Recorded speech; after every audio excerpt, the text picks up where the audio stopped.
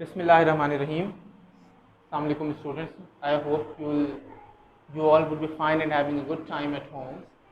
So today the topic that we are going to discuss is clauses and phrases. These are one of the most important topics that you are having as far as your MCQ portion is concerned. So first of all, now in this lecture we will be discussing about the recognition of clauses and phrases. So first of all, we must know after seeing a part, an underlined part, if it is asked that whether it is a clause or a phrase, we must first of all we must be able to recognize them, that whether that underlined part is a phrase or a clause, right? So this is the first and foremost thing that must be there in our mind, and after that we will be going towards the types of it in the further lectures. But first, right now we will be having the recognition, which is the most important thing, कि हमें देखते साथ ही समझ आ जाए कि ये clause है हमारे पास, अंडरलाइन पार्ट या फ्रेज है। ठीक है, हम कैसे जज करेंगे? देखिए बेटा, कुछ इन दोनों में कुछ बातें कॉमन है। क्या बातें कॉमन है? Clause is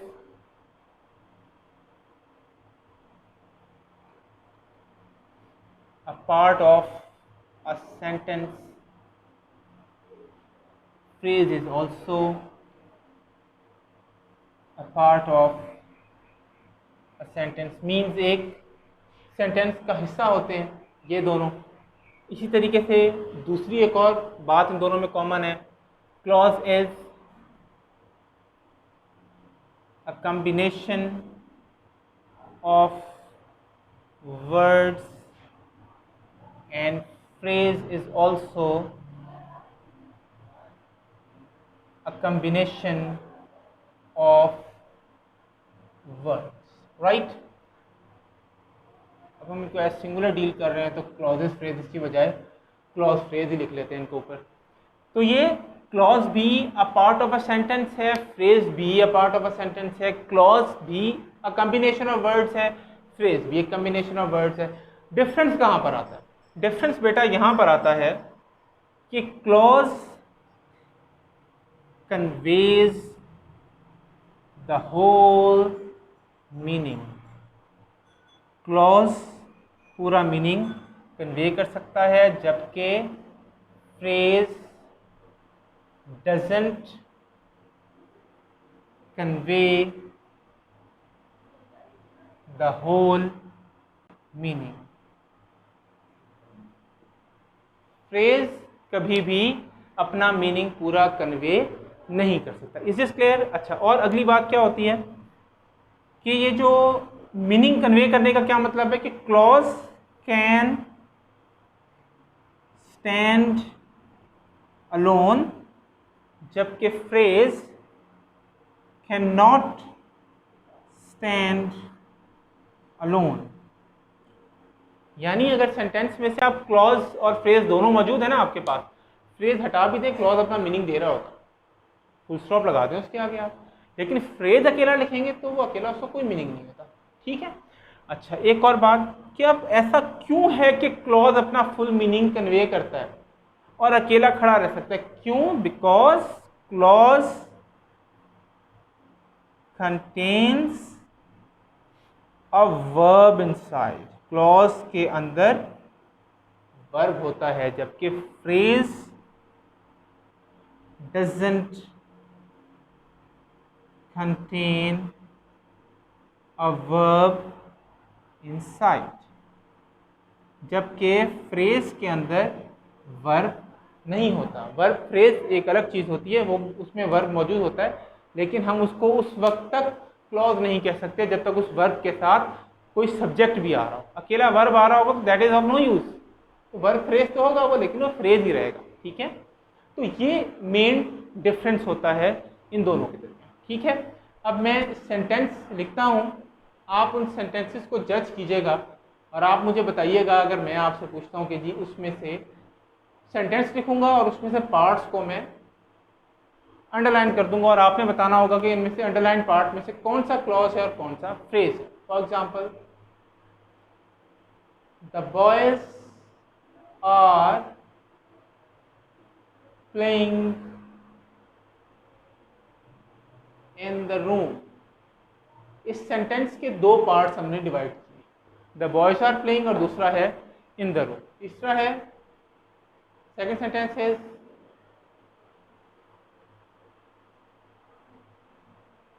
in the pocket I had 1,000 rupees।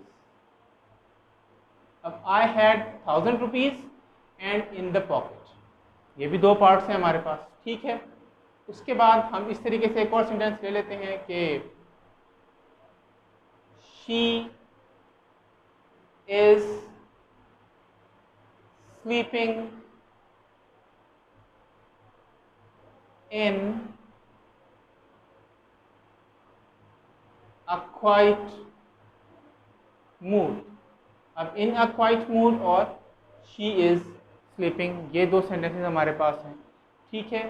इसी तरीके से फॉर एग्जांपल एक हम सेंटेंस ले लेते हैं कि इस्लामाबाद, बल्कि हम इसको इस तरीके से बना लेते हैं, we live in Islamabad, the capital of Pakistan. अब एक है द कैपिटल ऑफ पाकिस्तान और एक है हमारे पास वी लिव इन इस्लामाबाद। अब बेटा देखना डिफरेंस क्या है। मैंने शुरू में क्या डिस्कस किया था, सेंटेंसेस हैं ये दोनों, ये भी सेंटेंस का पार्ट है, ये भी सेंटेंस का पार्ट है, ये सारे अंडरलाइन पार्ट सेंटेंस का पार्ट तो हैं और सबके सब कम्बिनेशन ऑफ वर्ड्स भी है। कम्बिनेशन ऑफ वर्ड का मतलब ये है कि एक अकेला वर्ड जो है ना वो क्लॉज या फ्रेज नहीं हो सकता। एक अकेला वर्ड क्लॉज या फ्रेज नहीं हो सकता, एक्सेप्शन होती हैं वो, जब एक अकेला वर्ड जिस तरीके से क्लॉज हो सकता है लेकिन उसके लिए एक अलग स्ट्रक्चर होता है। वो सिर्फ आपको एक बताने के लिए एक सेंटेंस है कि गो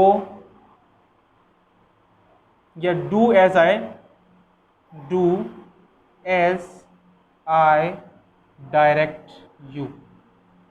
इसमें आपके पास ये डू जो है ना अकेला क्लॉज के तौर पे आता है क्योंकि ये मेन वर्ब है और इंपेरेटिव वर्ब है। वैसे इसको ध्यान में रखना है, अदरवाइज ध्यान में रखिएगा कि ज़्यादातर ये कम्बिनेशन ऑफ वर्ड ही, दो होंगे, तीन होंगे, चार होंगे तो वो क्लॉज या फ्रेज बनेगा।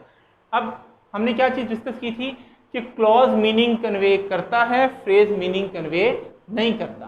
क्लॉज क्यों मीनिंग कन्वे करता है, उसके अंदर वर्ब होता है, और फ्रेज क्यों मीनिंग कन्वे नहीं करता, उसके अंदर वर्ब नहीं हो सकता। क्लॉज की एबिलिटी क्या होती है कि ये इट कैन स्टैंड अलोन, अकेला खड़ा रह सकता है, आप फ्रेज निकाल दें उसके अंदर से। फ्रेज की एबिलिटी क्या होती है, ये फ्रेज की एक कैरेक्टरिस्टिक क्या होती है कि वो अकेला खड़ा नहीं रह सकता। अब देखें, द बॉयज आर प्लेइंग और इन द रूम, इस सेंटेंस में two parts are underlined. The first part is the boys are playing in the room is underlined as well. This is the second part. कौन सा clause होगा और कौन सा phrase होगा? Definitely we can see the boys are playing. Verb भी है, अपना meaning भी दे रहे हैं, हम full stop भी लगा दें, ये ना भी लगाए तो चलेगा ना काम, इसलिए हमें ये पता है कि ये हमारा पूरा meaning दे रहा है। This is clause. In the room अकेला को meaning दे रहा है, आप in the room और full stop लगा दें कुछ भी नहीं होगा। That is why we call it phrase, ठीक है। उसके बाद in the pocket I had 100 rupees, कौन सा जो इन दोनों में से पार्ट है पूरा मीनिंग दे रहा है, आई हैड 1000 रुपीज़, सॉरी। तो ये आपके पास क्या होगा, क्लॉज, क्योंकि वर्ब भी है, नज़र आ रहा है हमें इसके अंदर। इन द पॉकेट अगर आप कहीं लिख देते हैं, फुल स्टॉप लगा देते हैं, उसका कोई फ़ायदा है क्योंकि कोई मीनिंग वो कन्वे ही नहीं कर रहा, इसलिए उसको हम कहते हैं फ्रेज, ठीक है। ये मैंने इसलिए इस तरीके से लिखा है, आपको ये पता होना चाहिए कि ये ज़रूरी नहीं होता कि शुरू में आने वाला क्लॉज होता है और बाद में आने वाला फ्रेज होता है, ऐसा कभी नहीं होता। फ्रेज शुरू में भी आ सकता है जिस तरह इसमें आया, ठीक है। She is sleeping in a quite mood, अब हमने जिस तरह डिस्कस कर चुके हैं, आपको अंदाज़ा हो गया होगा, शी इज़ स्लीपिंग हमारे पास क्लॉज है क्योंकि वर्ब भी तो आ रहा है इसके अंदर। इसके अलावा इन द क्वाइट मूड, ये आपके पास क्या है, phrase. We live in Islamabad, ये क्या होगा, क्लॉज, जबकि द कैपिटल ऑफ पाकिस्तान, ये क्या है आपके पास, फ्रेज। ये नाउन फ्रेज की एक टाइप होती है, ए पॉजिटिव फ्रेज, ये वो है। तो ये क्या है, क्योंकि द कैपिटल ऑफ पाकिस्तान आप लिखकर फुल स्टॉप लगा दें, कोई फ़ायदा होगा उसका नहीं होगा क्योंकि कोई मीनिंग कन्वे नहीं करेगा वो, ठीक है। तो ये डिफरेंस होता है क्लॉज और फ्रेज का, जो हमने डिस्कस किया शुरू में। अब हमने एग्जाम्पल्स पढ़ी, तो मज़ीद आप लोग उसको देखिएगा। If you are having some kind of confusion, So we'll be having a discussion about it. Thank you very much.